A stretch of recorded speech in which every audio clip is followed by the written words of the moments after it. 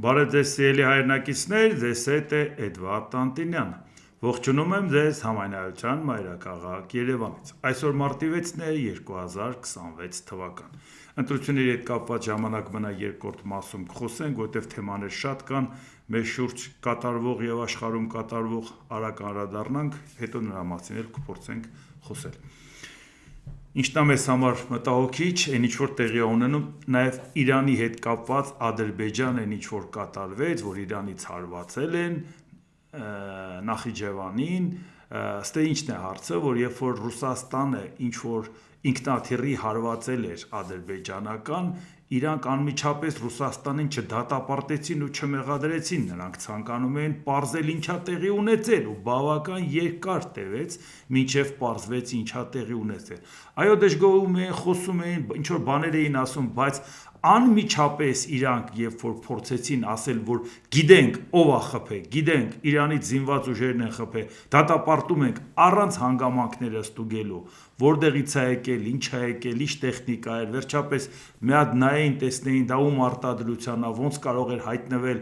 առավել եւս որ Իրանը հերքում է, ոչ մեկինը չի հերքում, հենց կոնկրետ դա հերքում է, դա է կասկած առաջացնում, որ Ադրբեջանը համենայն դեպս սպասում էր, որ այդ առիթն օգտագործի, եթե չասենք, որ կարող է այդ պրովոկացիայի հեղինակը ինքը լիներ կամ իրեն սատարող ուժեր։ Դրա համար նայենք, թե դա անմիջապես ինչ ռեակցիա իրանք տվեցին, մինչև հանգամանքները պարզելը։ Ադրբեջանի պաշտպանության նախարարությունը հայտնում է, Ադրբեջանի զինված ուժերը բերվել են լիակատար մարտական պատրաստակամության վիճակի։ Միաժամանակ սկսվել է պահեստազորում գտնվող զինծառայողների զորակոչը։ Ադրբեջանի պաշտպանության նախարարությունը պարզաբանել է գործողությունների կարգը թիվ 1 զորահավաքի հայտարարման դեպք։ Զորահավաքային միջոցառումների շրջանում զորամասերը դուրս են բերվում մարտական դիրքեր կամ նախապես որոշված նշանակության վայրեր։ Ինչ է կարծում, սա պատահական ինչ որ մի հատ դրոնի հարվածի համար է այս ամեն ինչը կատարվում, թե արդյունքը նախապատրաստում են հավանական գործողությունների։ Իրանի քաղաքացիների համար Ադրբեջանով անցնող ճանապարհը ժամանակավորապես փակ է։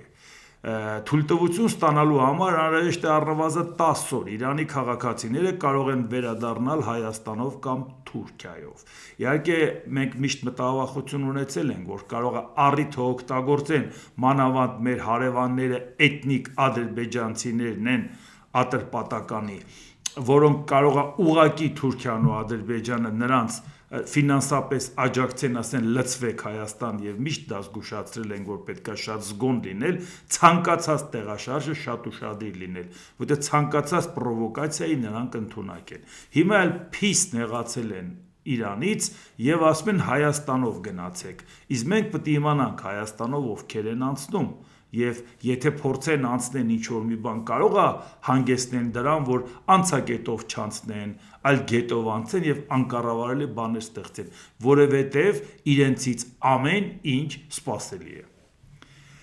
Ադրբեջանի կառավարությունը դադարեցրել է Իրանի հետ սահմանով բեռնատար մեքենաների երթևեկությունը։ Կառավարությունը նշել է, որ որոշումը պայմանավորված է Նախիջևանի օդանավակայանի դպրոցի եւ այլ շինությունների վրա հարձակումով։ Էնպես չի, որ անվտանգային ինչ-որ այլ միջոցառումների պատճառով, էնպես չի, որ ստուգումների, հենց կոնկրետ նշում են պատճառը։ Հաշվի առնելով իրավիճակը, որ ստեղծվել է միջազգային իրավունքի նորմերին եւ սկզբունքներին հակասող հարձակումների հետևանքով, նախարարական կաբինետը որոշել է ամբողջովին դադարեցնել Ադրբեջանի եւ Իրանի միջև առկա բոլոր անցակետերով բեռնատար մեքենաների երթևեկությունը։ Թուրքիայի նախագահ Ռեջեփ Թայիփ Էրդողանն ու Ադրբեջանի նախագահ Իլհամ Ալիևը հեռախոսազրույց են ունեցել, որի ընթացքում քննարկել են Նախիջևանի վրա իրանական ԱԹՍ-ների հարձակումները։ Էրդողանը դատապարտել է անօդաչու թռչող սարքերի հարձակումը։ Այսինքն, երբ որ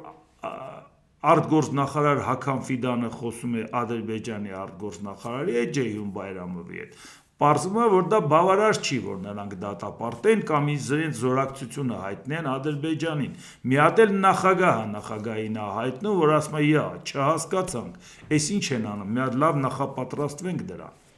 Դուք սրա մեջ պատահականություն տեսնում եք։ Եթե իսկապես դուք մտահոգ եք, մի հատ էլ ասեիք մտահոգություն հայտնեիք, կամ ասեք հանգամանքները պարզեք, կամ ասեք ինչ-որ մի բան, որ իսկապես նեղ վիճակում գտնվող ձեր հարևանի նկատմամբ կարեկցանք ունենայիք, որ ասեիք դե լավ, դե հիմա սենց ա եղել։ Այսպիսի ռեակցիա չեն տվել անգամ, եթե այդ հարվածը որևէ ձևով եղել է Ռուսաստանի դրոնը պատահաբար հայտնվել է Եվրոպայում։ Չեն ասել, այս ինչ լավ առիթ է, սպասի մի հատ զորքերը հանենք, սպասի հարձակվենք, մի հատ բանը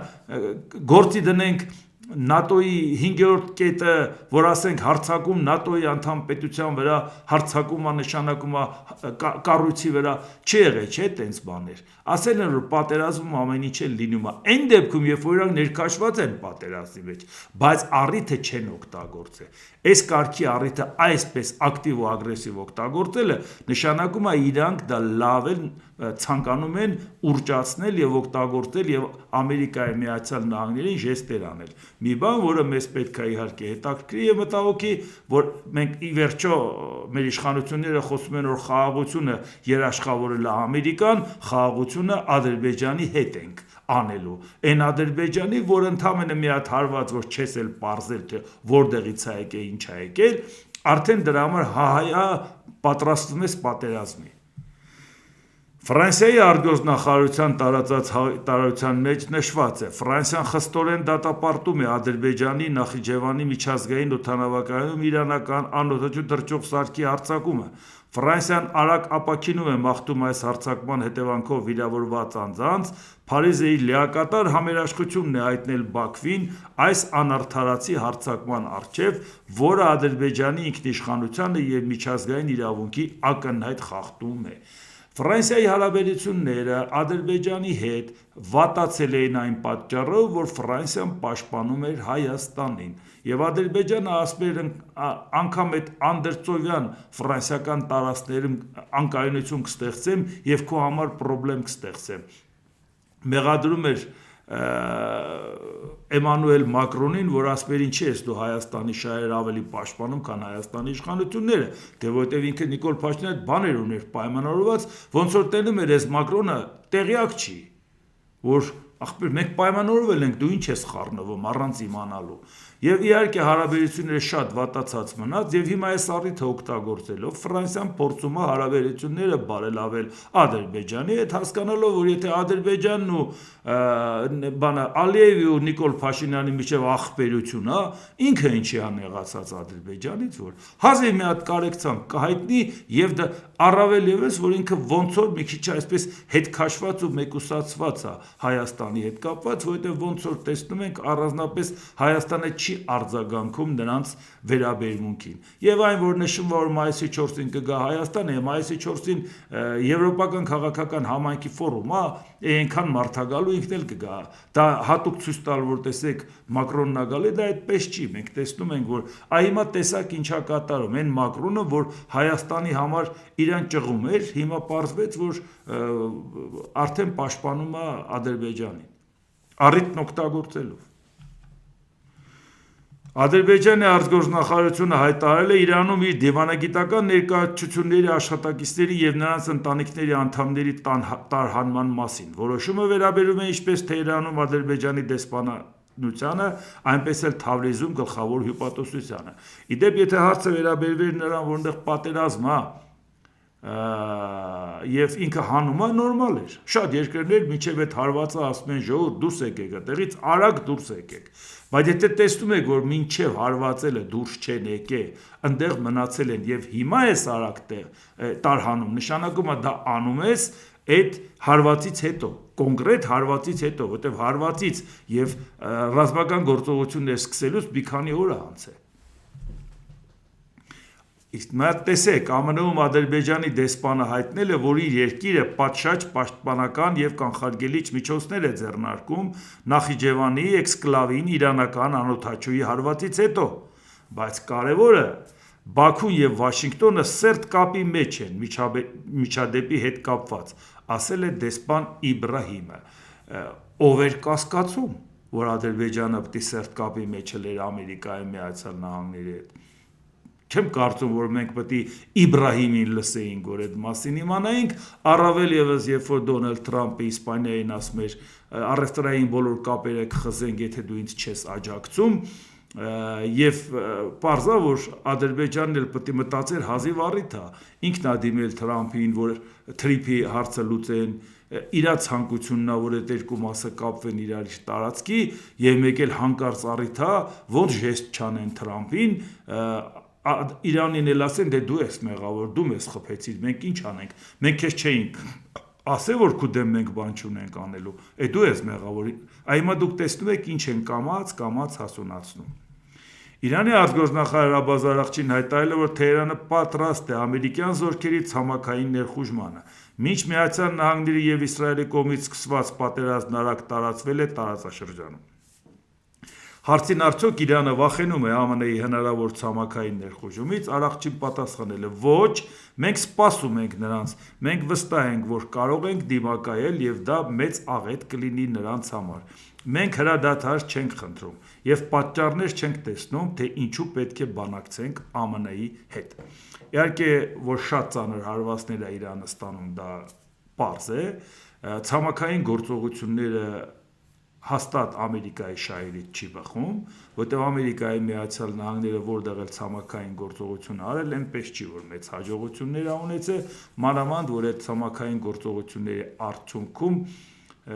գործնականում շատ լուրջ ավերածություններ ա բերել այդ երկրներին, հաստատ խաղաղության դրոշով չի մտել, եւ դա շատ երկար տևական հետևանքներ ա ունեցել։ Եթե Իրան հաջողվի իր հարվածներով Իրանին կոտրել դիմադրությունը, շատ ավելի արդյունավետ կլինի, քան ցամաքային գործողությունները։ Բայց խնդիրը այն է, որ Ամերիկան համենայն դեպս չէր կարծում, որ այդքան երկար կդիմադրի Իրան։ Կարծում էր, որ այդ հարվածներից հետո ոնց կարող է պատահել այդ համակարգը չփլուզվի, ժողովուրդը փողոց դուրս չգան։ Ու ինչքան ուզում ասեն, որ Ամերիկայի Միացյալ Նահանգների գործողությունները կամ Իսրայելը ըստ պլանի ա գնում, այդպիսի պլան չկա, որ ըստ պլանի ա գնում։ Պլանը սա չէր ելնելու։ Եվ հետո շատ արագ փոխվեց այդ պլանը։ Եվ այս դա է հարցը, որ իրանք, երբ որ իրանց ծրագրից շեղվում են, դա նշանակում որ ամեն ինչ չի, որ իրանք կարողացել են կանխատեսել, պլանավոր եւս դրա անել։ Դա ոնց կարա մեզ չանհանգստացնի, եւ որ Իրանը կատեգորիկ դեմ է Ամերիկայի հետ մեր համագործակցությանը, առավել ևս հիմա պատկերացնում եք, Հայաստանը շատ ջերմ հարաբերություններ դրսևորեց Իրանի նկատմամբ, բայց անվտանգություն սպասում է Ամերիկայից եւ ցանկանում է Թուրքիայի, Ադրբեջանի հետ լավ լնել, երբ որ Թուրքիան ու Ադրբեջանը Ամերիկայի հետ սերտ համագործակցության տարբերակով մտածում են Իրանից ինչ կարող են պոկել կամ Ամերիկային ինչ ժեստեր կարող են անել։ Եվ սա է, որ պետք է ուղղակի գնահատել ու հասկանալ։ Եվ մեկ անգամ եւս ասեմ, Ժողովուրդ ջան, երբ որ ես ներկայացնում եմ ինչա կատարվում, բարդ չի իմանալ, որ իմ կարծիքը Ամերիկայի Միացյալ Նահանգների դերակատարման հետ կապված անգամ ավելին է, քան իրականում տեղի ունենում է, այսինքն ես շատ էլ կուզենամ, որ Ամերիկային հաջողվի իր դիրքերը վերականգնի, դառնա միաբևեռ աշխարհը, եւ այդ միակբևեռը բնական է լինի Միացյալ Նահանգները, եւ ինքը կարողանա Եվրոպայի հետ համագործակցելով, Եվրոպան էլ հիմա իր անվտանգային համակարգն է ստեղծում, Եվրոպան էլ դառնա երկրորդ բևեռը, եւ երկուսով միասին սենց շնորհ հանեն, ասեն թող երրորդն էլ լի Չինաստանը, որպեսզի Ռուսաստանը ընդհանրապես խաղից դուրս գա։ Դա նոր չի, որ ասել եմ, մշտական որ ասել եմ, 20 տարի է որ ասում եմ։ Բայց դա չի նշանակում, որ եթե ես գտնում եմ դա այդպես է, որևէ մեկը ինձանից կլսի, որ ես ասեմ, եթե Ռուսաստանը մտնում է Ուկրաինա, նա օկուպանտ է,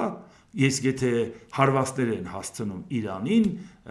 Ամերիկայի Միացյալ Նահանգները կամ Իսրայելը, ամեն գնով պետքա մենք դա ողջունենք, որովհետև ես ցանկանում եմ Ամերիկայի Միացյալ Նահանգների դերակատարությունը ավելանա։ Ոչ, նման բան լինել չի կարող։ Կա տարբերություն Ռուսաստանի արածի ու Ամերիկայի, իհարկե կա։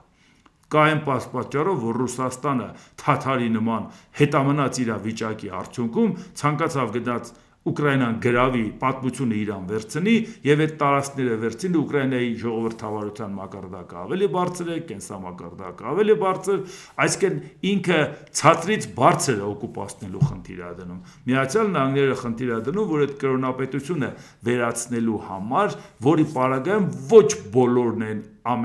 համենայն դեպս դեմ Միացյալ Նահանգներին։ Ես չեմ ասում աշխարհում, հենց Իրանում ոչ բոլորն են դեմ։ Այսինքն, եթե Ուկրաինան բոլորը միավորվել են, կռվել են,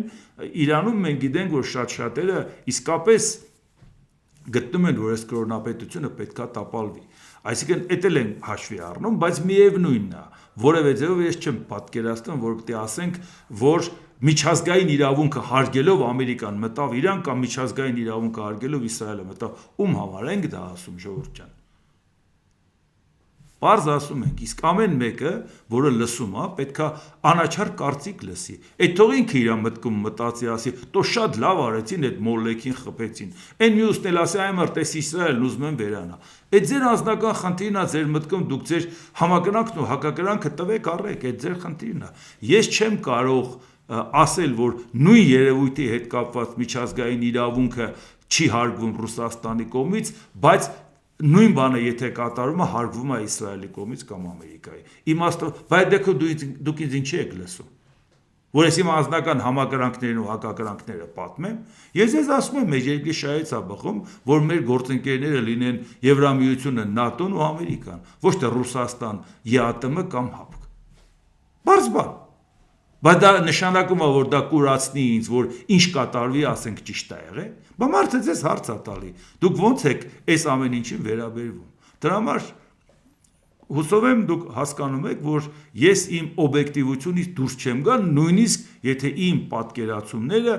նայա, որովհետև այդ դեպքում անիմաստ է դառնում։ Ընդհանրապես վերլուծություն անել։ ԱՄՆ նախագահ Դոնալդ Թրամփը հայտարարել է. ԱՄՆ ցանկանում է Իրանի ղեկավարության ամբողջական հեռացումը։ Մենք ուզում ենք գալ եւ ամեն ինչ մաքրել։ Մենք ուզում ենք, որ նրանք լավ առաջնորդ ունենան։ Մենք ունենք մի քանի հոգի, ովքեր կարծում են լավ կկատարեն այդ աշխատանքը։ Այսինքն որևէ երկրի ներքին գործերին խառնվել եւ այնտեղ քո ուզած մարդուն նշանակելը, դա միջազգային իրավունքի սուբյեկտ,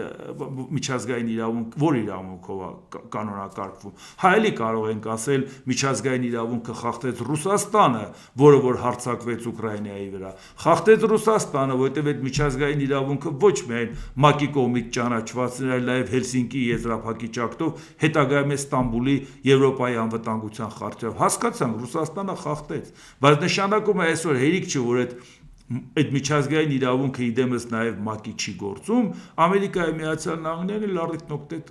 օգտագործեց, փոխանակ կարգի հրավիրեր ագրեսորին, ինքը ասեց, դե որ չի գործում, սպասեք, ես էլ մի հատ տենամ ինչ եմ անում։ Այդ դրա է անհանգստացնող, որտեղ մենք Հայաստանի շահերից ենք ելնելնում։ Դրանից Ամերիկան ոչ կվերանա, ոչ էլ Ամերիկայի հետ էսի ինչ կկատարվի։ Բայց մեզ համար մենք պետք է հասկանանք, բայց այդ դեպքում եթե միջազգային իրավունք էլ չկա, առավոտ արթնացավ ու ասեց սենց եմ ուզում, բայց այդ դեպքում կարող է հանկարծ մեր հետ կապված էլ ինչ-որ բան, այդ դեպքում ում ենք դիմելու, երբ որ մեր աչքի առաջ տեսնում ենք ինչա կատարվում։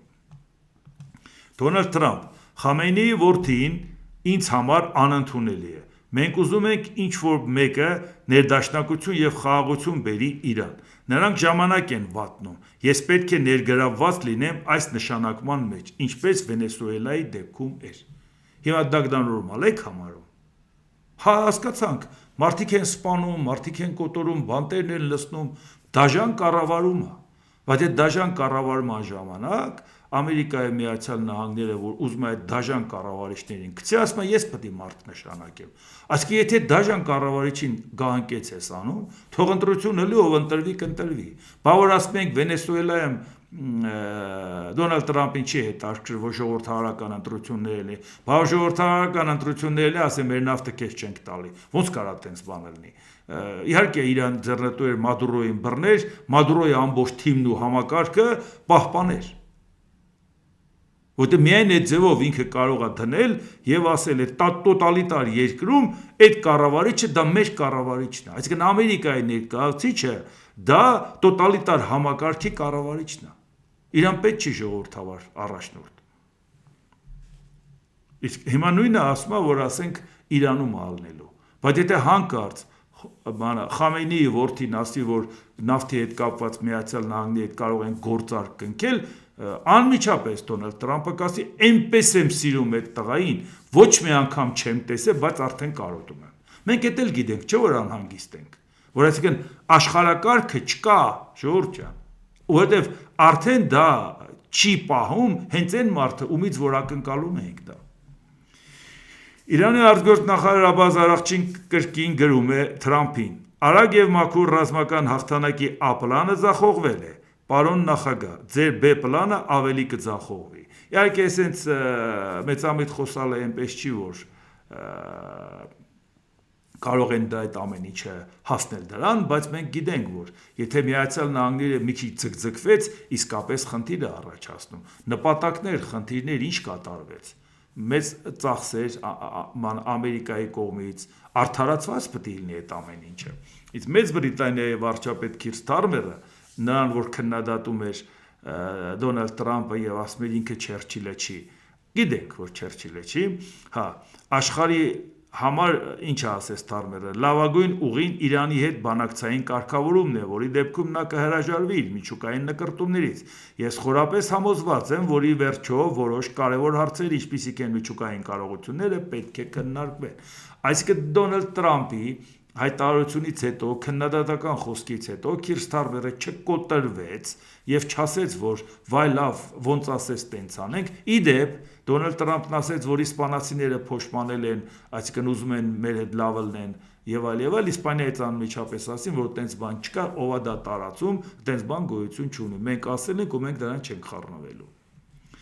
Իրանի արտգործնախարար Աբբաս Արաղչին գրել է. «Իրանի հզոր զինված ուժերը, որոնք վաղուց պատրաստվել էին այս պատերազմին, երաշխավորում են, որ այն կդառնա ճահիճ նրանց համար, ովքեր կորոշեն այն սկսել»։ Հիմա տեսնում եք Իրանի վերաբերմունքը որևէ նշույլ անգամ ցույց չեն տալիս, որ իրանք պատրաստում են հարցի կարգավորմանը։ Դե դեպքում մտածենք, որ այս վիճակում այդ թրիփը ով էր սարքելու, որտեղով էր անցնելու, բավարարում ենք վտանգված է, չի կարելի ասել մենք անհամատեղելին համատեղում ենք Սյունիքում։ Մենք Ամերիկայի շահերը, Ռուսաստանի շահերը, Թուրքիայի, Ադրբեջանի շահերն ու Իրանի շահերը համատեղում ենք Սյունիքում։ Դե չի լինում էլի տենց ախր։ Չի լինում։ Ինչքան պետք է անտեղյակ լինես, որ կարծես եթե բոլորին այո ես ասել, այդ շահերը համատեղել ես։ Դե եթե թեզ լավ համատեղող ես, մի հատ Ամերիկային ու Իրանին բարիշացրու էլի։ Ասա դե սուս մնացեք, այս ճանապարհը նորմալ սարքենք էլի։ Իրանի արտգործնախարարության խոսնակ Իսմայել Բաղային ասել է, որ Եվրամիության երկրները կվճարեն գինը վաղ թե ուշ, եթե չխոսեն Իրանի նկատմամբ ԱՄՆ-Իսրայելի հարձակման դեմ։ Իդեպ այնպես չի, որ եվրոպական երկրները սատարում են Միացյալ Նահանգներին, ինչ որ չափով տենց երկչոտ ձևով տրամադրում են իրանց բազաները, բացի այդ որոշ հարցերում դատապարտում են Իրանին, իսկ հիմա Իրանն ասում է կողմնորոշվեք, ում հետ եք։ Պարզ է Եվրոպան Ամերիկայի հետ է, բայց ասում է չէ, ասեք, կոնկրետ ասեք, դուք մեզ ինչու եք դատապարտում։ Մեզ դատապարտում եք, բայց Ամերիկային չեք դատապարտում։ Եթե նույնիսկ Ամերիկային քիչ եք օգնում, եւ այն դեպքում ես դες ասեմ, եվրոպական երկրներն էլ, որոնք կախվածության մեջ են Միացյալ Նահանգներից, նրանց վերաբերմունքն էլ է շատ մեծ անհարմար ստացվում, որ նրանք փորձում են արդարացնել Միացյալ Նահանգները եւ դատապարտել Իրանի արածը շատ հանգիստ կարելի է դատապարտել ամեն ինչ ասել։ Բայց եթե Իրանը միակ երկիրը չի, որ միջուկային զենք ունի, եւ միակ երկիրը չի, որ եթե միջուկային զենք ունենա վնաս պատճառի աշխարհին, եւ այդ ամեն ինչը սկզբունքորեն առաջ տանել, որ միջուկային զենք դեռ չունի, բայց նավթ ունի, եւ Ամերիկայի Միացյալ Նահանգները չի կարող այնտեղ ժողովրդավարություն չհաստատել, մենք այդ ամեն ինչը գիտենք, այսինքն իրանք էլ չեն կարողանում մնան այն սկզբունքային ոճի մեջ, էլի շատ դեպքերում իրանց հայտարարություններն էլ նայում ես, ասում ես դե լավ էլի ժողովուրդ ջան, ավելի լավ է չխոսայինք։ ԱՄՆ նախագահ Դոնալդ Տրամփն ասել է, որ կաջակցի Իրան-Իրաք սահմանային լեռնային շրջանում տեղակայված քրդական զինված խմբավորումներին ցամաքային հարձակման անցնելուն։ Կարծում եմ հրաշալի է, որ նրանք ցանկանում են դա անել, ես լիովին կողմ կլինեի դրան, ասել է նախագահը։ Հիմա ի՞նչն է այստեղ խնդիրը։ Այսինքն ներսում ժողովրդին ոտի հանել չհաջողվեց։ Հիմա արդեն մտածում է քրդերին ոտի հանի, ռազմական գործողությունների մեջ ներգրավի։ Իսկ քրդերը պետք է որ արդեն իմանան, որ տարբեր հաշվարկներով աշխարհում 35-ից մինչև 45 միլիոն քուրդ կա, մինչև այս 10 միլիոն տարբերությամբ ասում, որովհետև մարդահամարի խնդիրներ կա, որոշակի հարցեր խնդիրներ կա, այսինքն տենց ստույգ թիվ չի։ Դրա համար ընդունված է ոնց որ ասում ենք 40 միլիոն քուրդ կա, մոտարապես միջին թիվն ենք ասում, ու որոշ ժամանակ այդպես անընդհատ այդ թիվն ենք ասում, կարելի է կարծել ոչ մեծանամա, ոչ փոքրանա։ Բայց խնդիրը այն է, որ քրդերը այդպես է պետություն ունենալու որևէ հնարավորություն չեն ունենում, որ չեն օգնում ուղղակի իրանց։ Իսկ իրանք նենց կոմպակտ բնակեցված են նաև Իրան, Իրաք, Սիրիա, Թուրքիա։ Բայց ինչպես տեսնում եք, որևէ ձևով այս տարածաշրջանում ինչ փոփոխություն է լինի, որևէ մեկի շահից չի բխում քրդերին պետություն տա։ Ինչ որ մեկին ճնշելու համար քրդերին ոտի հանի իր երկրի դեմ եւ այդ փոփոխությունը անի։ Ու դրա համար ուղղակի հիշենք, որ Իրաքի հետ կապված քրդերին պետք է դաս լիներ, երբ որ 91 թվականին Փոթորիկ անապատում, որ հունվարի 17-ից մինչև փետրվարի 28-ը 40 օր տևեց, դե հիշում եք, երբ որ Իրաքը Քուվեյթը գրավեց, հայտարարեց իր տարածքն եւ այլ, այդ ժամանակ ՄԱԿ-ի որոշում կայացեց, կոալիցիոն ուժերը հավաքվեցին Միացյալ Նահանգների հովանու ներքո եւ գնացին դուշ շպրտեցին Սադամ Հուսեյնի զորքը, բայց քրդերը այդ ժամանակ ոգևորվեցին Իրաքում, ոգևորվեցին ու ոտքի կանգնեցին, ասին էս ինչ լավ է, Էսա հիմա Սադամ Հուսեյնին կտապալի վերջապես մենք էլ մեր ինքնավարությունը կդարձնենք պետություն կամ իշխանություն կվերցնենք շատ ոգևորված դուրս եկան փողոց, մեկ էլ Ամերիկայի Միացյալ Նահանգների նախագահ Ջորջ Բուշ ավագը պատերազմը դադարեցեց եւ ասեց, որ ասին բա ինչի են, բան չէր մնացել նա դնենք, տապալենք, պրսնենք, էլի, ասեց չէ։ Մեր ինչին է պետք Սադամ Հուսեյնին տապալել։ Էքսցենտրիկ անձնավորություն է։ Հա, պարզ է, Իրաքի քաշը չես համեմատի Թուրքիայի հետ, բայց քանի որ ինքը էքսցենտրիկ անձնավորություն է, ինքը իր կերպարով հակակշիռ կլինի Մերձավոր Արևելքում ու Փոքր Ասիայում։ Մենք այսինքն Թուրքիայի ձեռը կրակը չենք կանգնի, էլի, կամակորության ձեռքը։ Բայց այդ ընթացքում ինչ եղավ ոգևորված քրդերի հետ։ Սադամ Հուսեյնը պարտվեց Քուվեյթում, բայց որպեսի այդ պարտությունը կոմպենսացնի, իր եղբայրը քիմիական ալին դրեց քիմիական զենքով ոչնչացրեց քրդերին։ Այդ դուք եք մեր դեմ դուս եկե։ Այսինքն քրդերը մի անգամ դա տեսել են, որ Ամերիկայի շահերից էր բխում պատերազմը կանգնացնել։ Եվ պատահական չի, որ ես ասում եմ, իհարկե Ջորջ Բուշ ավագի տղան հորը լավ չլսեց, ինքը 2003 թվականին, որ պատերազմը սկսեց, զանգվածային ոչնչացման զենքեր մանգալի, այն էլ մինչև հիմա չեն գտել, ինքը մտածեց, որ մինչև վերջ գնա եւ Սադամ Հուսեյնին տապալի։ Բայց հենց այդ ժամանակ, երբ որ ինքը նպատակը դրեց Սադամ Հուսեյնին տապալել, անգամ Թուրքիան ցամաքային գործողության համար տարածք չտրամադրեց։ Սադամ Հուսեյնին տապալելուց հետո անկառավարելի Իրաքում տեսանք մինչև հիմա այդ երկրի հարցը չի լուծվում։ Իսկ Թուրքիան ինչ կամակորություններ էր անում, ինչպես էր Իրան, անգամ Ամերիկայի Միացյալ Նահանգների հասցեին, անգամ Եվրոպայի, այս փախստականներին կուղարկեմ, այսքան միլիարդ փող կտակ, հայ, թե չէ, ես կանեմ, եւ ինչ ձևի երիկը փորձում իր ազդեցությունը մեծացնել։ Այնպես որ եթե քրդերը ցանկանում են մի անգամ էլ լսեն Միացյալ Նահանգների նախագահին, ցանկալի կլինի մի հատ լսեն Ջորջ Բուշ ավագ Միացյալ Նահանգների նախագահին, թե արդյունքում ինչ տեղի ունեցավ։ Որոշողը իրանք են, կարող են եւ չլսել։ ԱՄՆ նախագահ Դոնալդ Թրամփը հայտարարել է, որ ԱՄՆ գործողությունները հաջող ընթացք ունեն եւ վստահեցրել է, որ ընտրողները սիրում են այն, ինչ տեղի է ունենում։ Իրանի կառավարությունը կարող է լինել առաջինը, որը կընկնի, իսկ Կուբայի գործող ռեժիմը նույնպես շուտով կարող է փլուզվել։ Մենք վերացնում ենք ԱՄՆ-ի համար լուրջ սպառնալիք եւ դա անում ենք այնպես, ինչպես երբևէ ոչ ոք չի արել։ Մենք գործում ենք վիրահատական ճշգրտությամբ։ Այ մարդ, փաստորեն, լանցետով է խփում։ Բասա է, մենք ենք ասում ինչի չես կարողանում տապալես Իրանը։ Փաստորեն տենց վիրահատական գործիքով է անում։ Լավ, հասկացանք։ Մենք ունենք անսահմանափակ զենք, անսահմանափակ պաշարներ, հազարավոր միավորներ, ասել է Թրամփը։ Նրանք նավատորմ, հա, էսա մի հատ սա կասեմ, բայց սկիզբը մի հատ հասկանանք, ինչն է։ Մենք ասում ենք, որ նոյեմբերի 3-ի ընտրությունները, որ ստորին պալատը, ներկայացուցիչների պալատը, դա 2 տարին մեկ ընտրությունները լինելու են ընտրությունները, իսկ սենատը 6 տարին մեկ որ ընտրվում է, 1/3-ով ռոտացիան է, այդ ժամանակ երբ որ ինքը մեծամասնություն չունենա, շատ լուրջ խնդիր կունենա, մանավանդ որ այլևս ինքը չի ընտրվելու, իր վերջի ժամկետն է։ Եվ հասկանալով, որ ինքը տնտեսական քաղաքականության մեջ լուրջ հաջողություններ չունի, ինչ ա ներկայացնելու ժողովրդին, այդքան խաբեց, այդքան ասեց հարկեր էս կանեմ, էս կանեմ, ապրանքների գներ կեժանացնեմ, բայց մաքսային պատերազմի ժամանակ այդ բեռը ընկավ Ամերիկայի հենց ընտրողի վրա, որը տեսավ, որ էս ինչ ա քո արածը, փաստորեն ապրանքի գները թանկացան, մենք ենք վճարում դրա դիմաց։ Մի խոսքով, այդ ամբողջը շատ ենք խոսել, ինքը ասելիք չուներ, բայց պետության քաղաքացին, երբ որ տեսնում է, որ երկիրը կռվի մեջ է, հաջողություն է ձեռք բերում, ասում է, լավ, ոչինչ, մի բան էլ վատ կապրենք, բայց սատար կանգնենք մեր նախագահին։ Բայց այնպես չի, որ ինքը այդպիսի հաջողություններ կարողանում արտաքին քաղաքական ներկայացնի, որպեսի դրանով ասի դե լավ ժողովուրդ ջան, այն ինչ որ խոստացել էի չեղավ, գոնե տեսնում եք ինչ եմ արել, ես կռվի մեջ եմ, ինձ օգնեք։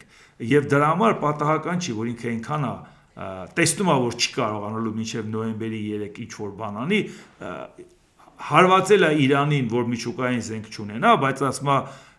դա անում է, որ ընտրողները սիրում են դա, այսինքն ընտրողների խաթեր է Իրանին հարվածել, այսինքն հասկացաք, որ ինքը այլ բան չունի ընտրողներին ներկայացնելու, դրա համար փորձում է սա անել։ Եվ մեկ էլ ինչ է ասում, մենք գործում ենք վիրահատական, ճշտաբետ ասեցինք, նրանք նավատորմ չունեն, օդուժ չունեն, օդային հայտնաբերման համակարգ չունեն, ամեն ինչ ոչնչացված են, նրանց ռադարները ոչնչացված են, բանակը նույնպես, մնացել է միայն քաջությունը, նշել է ԱՄՆ նախագահը։ Բա որ երբ որ դու մի երկրի վրա հարձակում ես նրանց հոգեբանությունը չգիտես, որ այսքանը չունենալով շարունակում են կռվել, բա ինչով են կռվում։ Բա ոնց են կռվում։ Հա, ուրեմն նշանակում է այդ քաջությունը բավական լուրջ գործոն է։ Ես հասկանում եմ Դոնալդ Տրամփի համար դա դժվար է հասկանալ, որովհետև բանակից փախած իր Ֆրեդ Պապը մկրատը վերցրեց Վարշավից թռավ գնաց Ամերիկա, որովհետև Գերմանիայում կարող է խնդիրներ ունենար, կարող է բանակ տանեին։ Հասկանում եմ, որ իր համար դեռ տենց մնացել է, որ միշտ կարելի է խուսափել բարդ բաներից։ Չի պատկերացնում, որ մարդը կարա իր պետության համար կռվի։ Այսինքն, եթե դու այդ ամեն ինչը վերացրել ես, բա ինչ նախանգարում, որ վերջնականապես տապալ ես։ Ուրեմն նշանակում է այդ ոգին, այդ քաջությունը բավական մեծ դերակատարություն ունի, որը հաշվի չես առել։ Եթե հաշվի առածելներ չէիր մտածի, որ հոգևոր առաջնորդին ոչնչացնելուց հետո երկիրը կփլուզվի։ Ուղղակի նույնիսկ պատկերացում անգամ չունեք համակարգերից, որ այդ երկիրը բա ոնց մնաց դրանից հետո, ոնց որ թե երկիրը ղեկավարում էր հոգևոր առաջնորդը։ Իսկ սրանք այս ամեն ինչը հաշվարկների սխալը։ Դուք պատկերացեք, թե ինչ հաշվարկներ են մեր մոտանում առաջնորդվելով Դոնալդ Տրամփի քայլերից, որ ինքը գիտի ինչ անում, բա մենք էլ հալավ հարաբերություն ենք հաստատել։ Ինքը իրոք գիտի ինչ անում, հաստատ։ ԱՄՆ ներկայացուցիչների պալատը ձայների չնչին տարբերությամբ մերժել է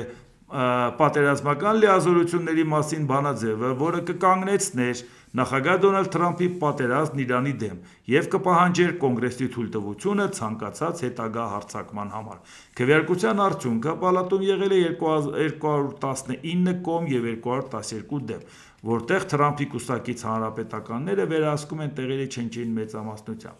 Այսինքն, ինչն է հարցը, որ երբ որ նայում ենք 435 կոնգրեսական կա, այդ պարագայում Դոնալդ Տրամփը 3 ձայն էլ կորցնի, ինքը մեծամասնություն չի ունենա։ Պատկերացնում եք արդեն դա ինչա նշանակում։ Պատկերացնում եք, որ ինքը լավ է հասկանում ինչա կատարվում, առավել ևս, որ ինքը տեսավ տեղական բոլոր ընտրություններում, այնպես չի, որ դեմոկրատները եսիմիշ լուրջ բարեփոխումներ են արել կամ արդեն լիդեր ունեն, պարտված Քամալա Հարիսը, որ ասեք լիդերն է, այդքան այդպես չի, ինքը իր քայլը արել է ու պարտվել է, այնպես չի, որ ինքը հիմա կարողացավ դրանից հետո ասի տեսակ, որ ասում էինք եւ ապացուցի։ Նոր լիդեր, որ այդպեսին հայտ գա, այնպես էլ չի, որ դա կա, այդ պարագայում բա ոնց են բոլոր տեղերը հաղթում դեմոկրատները։ Ընդհանրապես գնում են ընտրության, ասում են մերժենք Սերժին, վերջ։ Այսինքն գնում են Թրամփին քննադատում են ընտրվում են։ Սա է, որտեղ Թրամփի հակառեյտինգը ավելի մեծ է, քան ռեյտինգը։